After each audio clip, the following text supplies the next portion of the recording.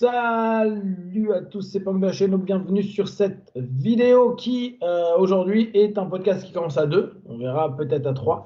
Et aujourd'hui je voulais rebondir sur une remarque qui m'a été faite tout à l'heure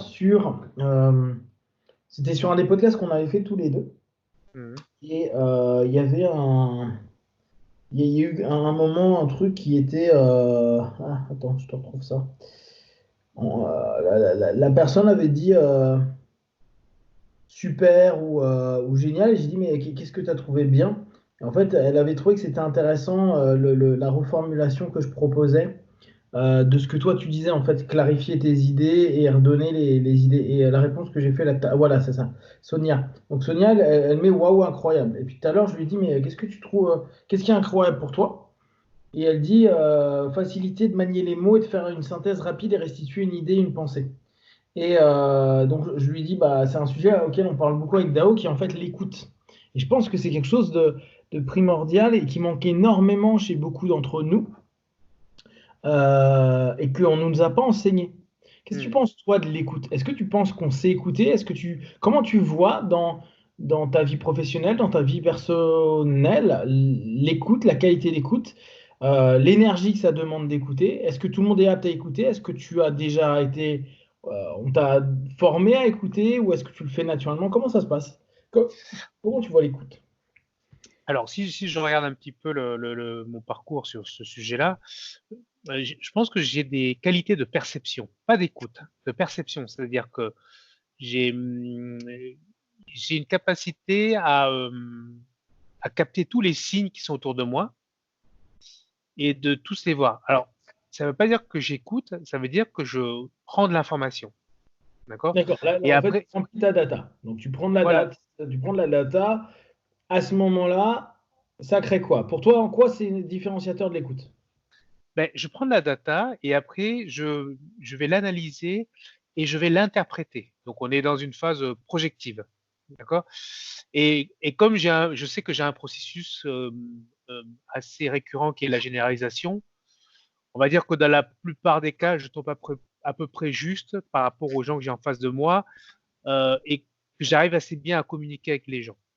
Après, c'est vrai que depuis que bah, je m'intéresse à ton travail et puis voilà que j'ai passé certaines phases, et j'ai décidé il y a quelque temps de faire ton séminaire de quelques jours sur la questiosophie, qui est l'art de l'écoute, l'art du recadrage par la question. Et là, j'ai vraiment eu le sentiment d'être passé à une étape supérieure en fait sur ma, comment dire, ma compétence de la perception, puisque je trouve que, encore, bon, je suis encore au début, hein, je suis encore un bébé là-dedans, mais je trouve que j'arrive mieux à obtenir cette posture d'écoute. Et ça, je le ressens beaucoup parce que dans mon boulot, ben, je gère pas mal de gars, des partenaires et tout ça. Et je vois, je ressens ce moment où je me mets dans une posture d'écoute, où je me force finalement à ne pas interpréter les choses, à ne pas interrompre les personnes qui me parlent, et à vraiment dans une phase d'absorption. Et je trouve Alors, que vraiment comment dire, ma relation aux autres a légèrement influé en fait, à partir de ma mise en conscience de toute la technicité qu'il y a autour de l'écoute, bah, grâce à voilà à un travail de fond. alors, là, dans un premier temps, tu me dis, voilà, je prends de la data et après, je m'adapte parce que je fais un travail, bon, ce qu'on appelle en PNL, un métamodèle majeur qui est la généralisation. Et tu arrives à communiquer, à t'adapter, etc.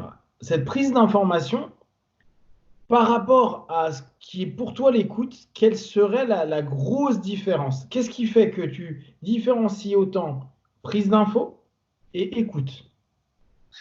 Alors là, dans l'écoute, je me réserve le droit de me tromper et je me réserve le droit de changer d'avis. C'est-à-dire que je suis dans une analyse dynamique. Euh, alors que dans la prise d'information, qui était une perception, qui était un processus que j'utilisais avant, je prenais les données et j'allais créer une forme de réalité ou même j'allais influencer mon interlocuteur en le manipulant. Voilà, tout simplement euh, pour qu'il acquiesce sur ma manière d'interpréter les choses, parce qu'elle était bien formulée. Et comme lui, il voulait pas dépenser d'énergie, il disait bon, voilà. Et donc en fait, on était dans une espèce de mise en scène qui me complaisait bien. Je dis pas que c'était tout le temps comme ça, mais il y avait certainement à un moment donné ce type de scénario qui devait se présenter à moi. Alors que dans l'écoute, j'essaie vraiment je sais pas comment expliquer ça, mais vraiment d'aller piocher vraiment dans dans les choses Allô? sur lesquelles je ne n'allais pas accorder de l'importance, mais qui a pour moi de l'importance maintenant. Voilà, pour moi, c'est vraiment une posture, hein, c'est vraiment une posture. Et je le ressens dans mon corps. Je sens vraiment que, ouf, je suis dans une posture d'écoute. Alors, Ouais. encore une fois, ça fait pas longtemps que je fais ça, donc je suis encore au début de ça.